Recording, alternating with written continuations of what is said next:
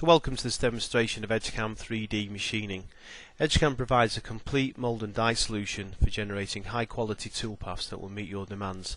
Today what I'd like to do is to demonstrate to you only a handful of Edgecam's powerful 3D milling cycles suitable for complex parts such as freeform shapes, 3D dies and moulds. Although the component that you're currently viewing on the screen isn't exactly like yours, you'll soon begin to appreciate that Edgecam's machining commands are both powerful and flexible enough to adapt to any component from any industry, be it mould and die makers, pattern makers, prototypers or press tool makers.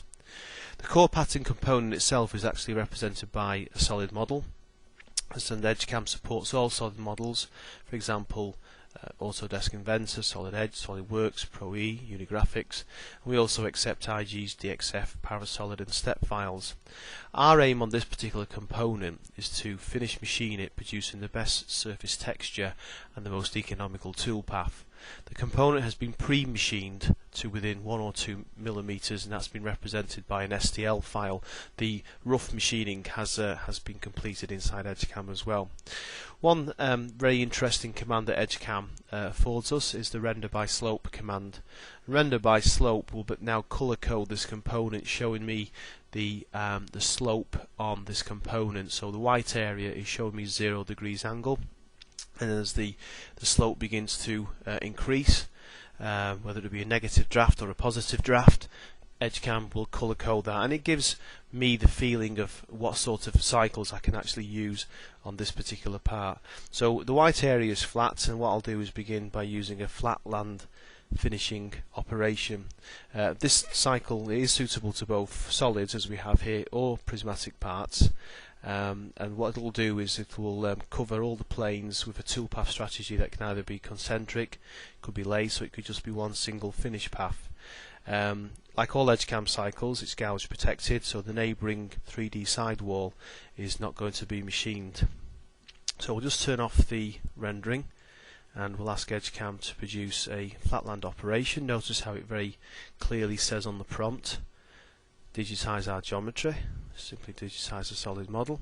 Now we move through to the dialog area, where we begin to answer a number of questions about how to actually perform our machining. Notice how we have context sensitive help on our intuitive dialog area, and when we look at our depth parameters, these depths are associative to the solid model. So if this solid model begins to alter in shape or size or form, the toolpath will automatically adjust, therefore alleviating the need for any more manual intervention.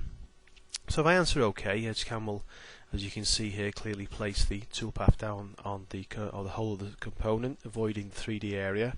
There is a flat area on the uppermost of that component, and I actually didn't want the toolpath to machine that area, so I need to rectify it. And really this theme of this demonstration is how quickly and easily Edgecam can adapt its toolpaths to your wishes and to your needs. So we just simply go back to instruction number 3, a double click gives us back our dialog area, and in this particular case, if I say -1, I can ask Edgecam to make sure the toolpath begins a millimetre below the uppermost level of that particular component. To check that the machining is okay, we standard in Edgecam offer you simulate machining. This is a standard, as I said, within Edgecam that now will allow us to see the toolpath, the jigs, the fixtures, and indeed the whole kinematic model of this particular component. And so what I'll just simply ask Edgecam to do is to produce toolpath on that particular part there, as we can see. Now that has covered the majority of the flat area, which is exactly what we wanted, but the tool is too large to fit into some of the areas on this component. And to try and demonstrate that to you, again, standard within this package is a view comparison, and this will now color code this particular part to show me areas where that tool couldn't get to. And what we see here is anywhere that is green is finished, anywhere that's darker than green, obviously the blue area, is now indicating to me that there is a leftover material. I'm going to change my view to the top view so you can see that a little bit more clearly. So in top elevation, what you can see is a number of leftover areas here, and I need these areas to be taken away by a second smaller diameter bullnose cutter and another flatland command. Let's return back to Edgecam and see how easily that can be produced. So I already have my flatland operation, but now I need a smaller tool. So to save labour and time, I can drag and drop that cam instruction down and produce cam instruction number 4. I can double click that command, which allows me to edit it, and I can very quickly and easily now alter the tool to a smaller bullnose cutter, which in this particular case again has a 2mm fillet radius on it, so it will size the fillet radius. But as you'll notice, it's now gone and taken the toolpath everywhere, and I only wanted it to actually machine within a very small restricted area in the leftover area where the previous tool couldn't fit. So inside our operation we can always expand our operations, and it now shows us the commands that the operation has produced for us, and the cycle which has been produced by the operation. As we dig deeper, we can edit that cycle and now adopt our rest flatland command, simply informing Edgecam that this has already been machined by a 20mm bullnose cutter. Edgecam now reassesses where that 8mm bullnose cutter can go, and what you'll now notice is that it's only gone and machined into the area where we had leftover material, so therefore saving an awful lot of time, an awful lot of guesswork. We're now going to move on. I want to machine the upper area of this component, this dome shape here. The reason I want to machine it is that this actually has an airflow intake through the nozzle. So what we want to do is promote a very good surface texture, and the grain of that surface texture has to promote good airflow. So a perfect solution for this in Edgecam is our project circular pattern command, and this, as we can see here, has a number of parameters that allows us to work the toolpath around in a circular pattern, whether it be concentric, spiral or radial. With all Edgecam cycles you've got online and context sensitive help, so if we're unsure as to exactly how to drive this cycle, what do you mean by radial, what do you mean by concentric, we can see that at your fingertips you can drive the cycle and understand intimately how this particular command is actually working. So we set our cycle up, and what you'll begin to notice is there is a common theme, a common language throughout Edgecam. Lead parameters, link parameters, depth parameters, they're all standard throughout Edgecam. Whether I open a project cycle, a profiling cycle, a pencil mill cycle, you'll see these parameters being reused time and time again, and therefore it makes it a lot easier for our users to quickly learn the system and reap the benefits of the system as fast as possible. So again, on the screen, Edgecam will ask me to begin to digitize entities throughout the component. I'm going to adopt an arcing strategy, and again straight away you can see that we've got that toolpath laid very nicely in a arc type strategy. That's exactly what I wanted to do, because the grain of the cut has to promote airflow through that particular nozzle area there. Next area that we wish to machine is the 3D sidewall, but I only want to machine the lower portion, this portion of the 3D sidewall. I want to avoid machining the arm area, because the arm area I have a special, or I have a more, let's say, preferred toolpath strategy for it. So we're going to slice machine or waterline this particular area here, conscious of the fact that we don't want to remachine the area where our previous project circular pattern has been. We want to just simply clip that toolpath down into this particular region here. So we're going to do that using our profiling cycle. So let's go for our profiling cycle. This is a cycle that's standard throughout Edgecam. So if you were, as we can see here, if you were a wireframe DXF file user, you'd still be using this particular command. Here we're in the upper echelons of the cycles, and we can see that we get a lot of very useful parameters being given to us. Noteworthy is our prismatic geometry option, which allows Edgecam to produce as little as possible CNC code to help machine tool controllers that have a small amount of memory. Another very interesting command is our helical command, allowing Edgecam to spiral the toolpath using cut increment and, as we can see, cusp. But again, the flavour of all our cycles, the parameters, the language, the dialect that we actually use, it's all the same. You'll see these parameters being produced time and time again throughout the whole Edgecam 3D milling range. So lead and link, we've just been looking back inside the pencil mill cycle, the project circular pattern cycle for that. Here again we see them being reused, and they have exactly the same meaning in this profiling cycle. So we've set this particular cycle up. It again will clearly indicate on the screen what we want to machine. So again we're going to pick the whole of the solid model. It'll ask me about a containment boundary, and our containment boundary is the edge, because a slice machining cycle will obviously flow over the edge, waterlining down the sidewall. I'm using our edge loop feature, and because it's a feature, it means that our containment is again associative to the solid model. If we find that our solid model changes, the edge loop feature will change, and therefore we'll always have exactly the right accurate constraint containment boundary for this cycle. Okay, so Edgecam will now begin to calculate its toolpath, and the toolpath, as you can see, has been spread around the 3D area of our part. That's not so bad, but unfortunately what it's done, it's gone and machined across and over the previous cycle, which is the project circular pattern cycle, and you can also see now it's slice machining down the arm area. I didn't want it to do that. I want to really clip this toolpath in and make sure that Edgecam is specifically laying its toolpath in the area that I wish it to go to. So Edgecam again will easily allow us to edit the command. By a simple double click, I can now go back and begin to reassess some of the parameters that I previously placed in here. One very interesting parameter is our minimum contact angles. Edgecam is just simply saying keep the toolpath within that particular range between 90 degrees and 64 degrees, keep it within that particular range, and this is again a command parameter that we see throughout all our cycles. Also, using check surface is very common throughout all our cycles, asking Edgecam to push the toolpath away from certain regions. A check surface. So again, let's just reappraise what we're actually going to pick. We want to machine, of course, straight onto the solid model. We want to use this as a check surface, so this again is a face feature which is associative to the solid model, and again our boundary will be the edge loop feature on that uppermost edge. And now what we'll see is that the toolpath is clipped back exclusively and only to the sidewall area on the circular dome, and it hasn't machined where the previous project circular pattern cycle has machined.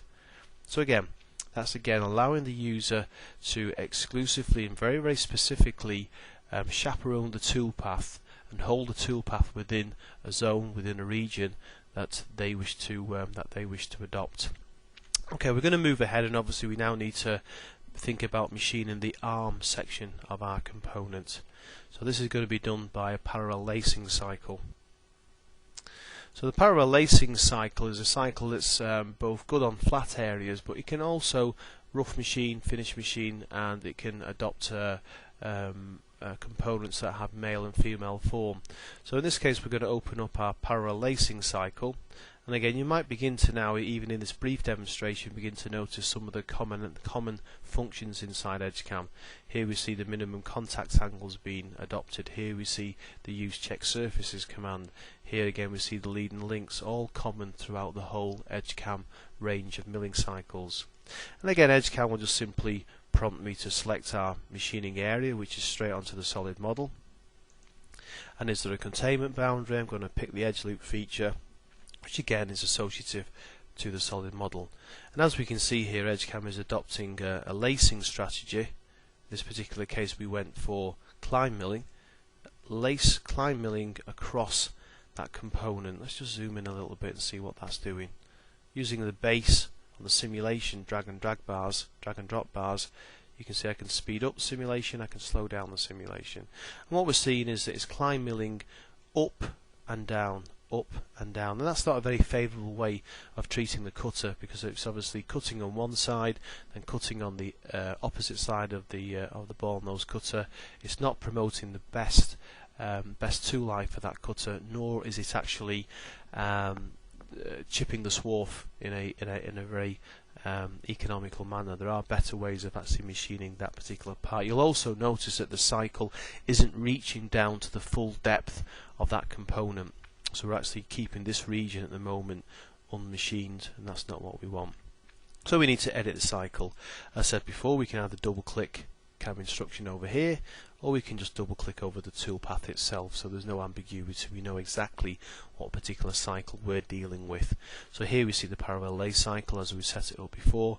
What can we change to constrain the toolpath to our wants and to our needs?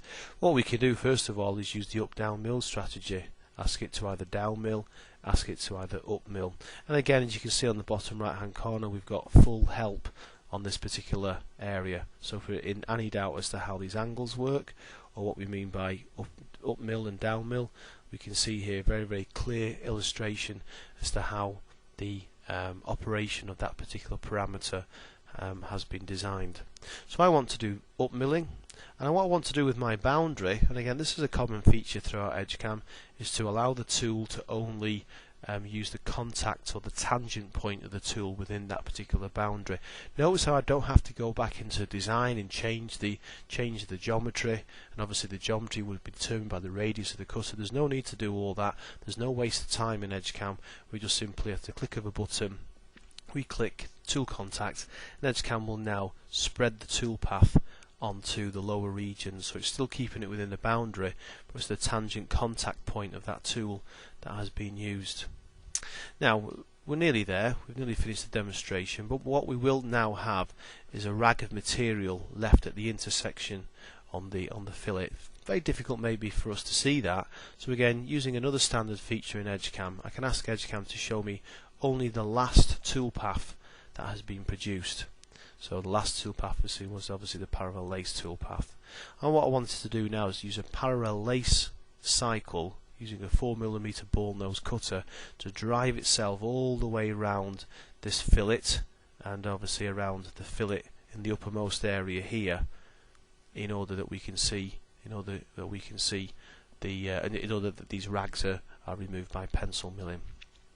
So yet again, I'm going to use another standard Edgecam pencil mill cycle, and again, some of the commands and some of the language that you're reading in these dialog box areas are totally standard. Here is the boundary control command, and it works exactly the same as the previous parallel lace cycle worked.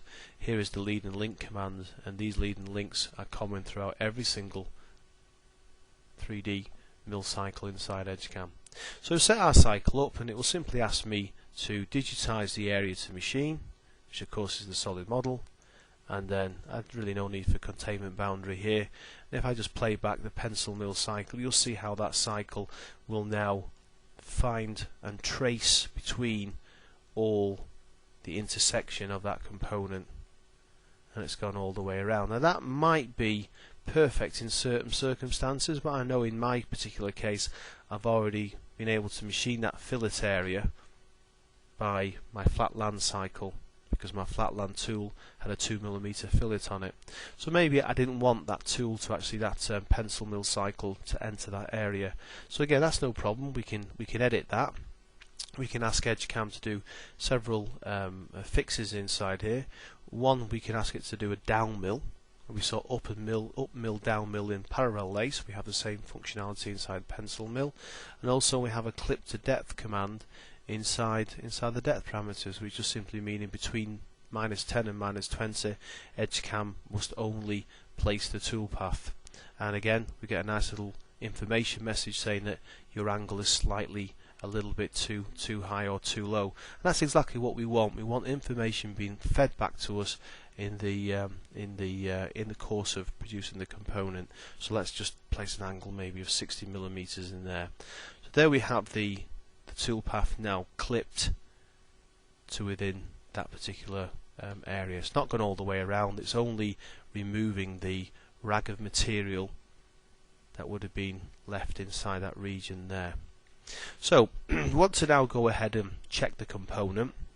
In the ideal world, in the real world rather, we would have been checking the component using Machine Simulator at every single stage, accurately checking and accurately assessing do we have the right sort of toolpath.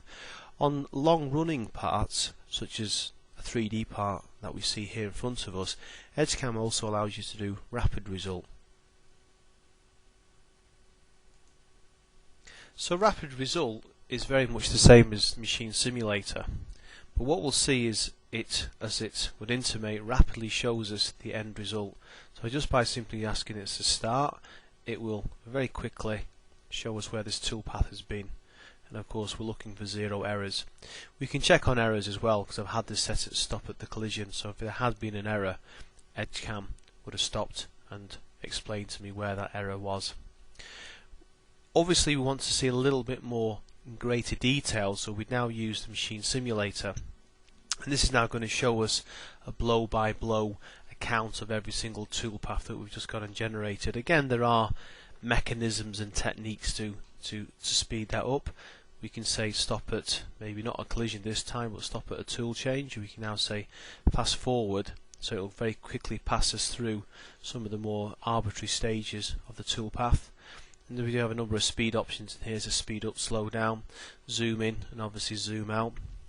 In this particular case, for finishing tolerances, I've actually been quite coarse in some of the settings. The cuss pipes can be changed, the step overs can all be made a lot finer in order to give us a much more superior surface finish. But what's of most importance to us at the moment is that we have 0 collisions, and we have the basis of a very good clean toolpath. And you can see here we're getting a nice indication of where our surface textures are going.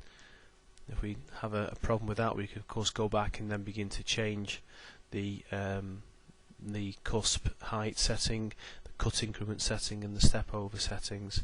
And this is all part of the Edgecam standard package for 3D, for the 3D license. I do hope that you've enjoyed today's demonstration. If you have any more inquiries, then please contact Planet or your local area reseller. Thank you.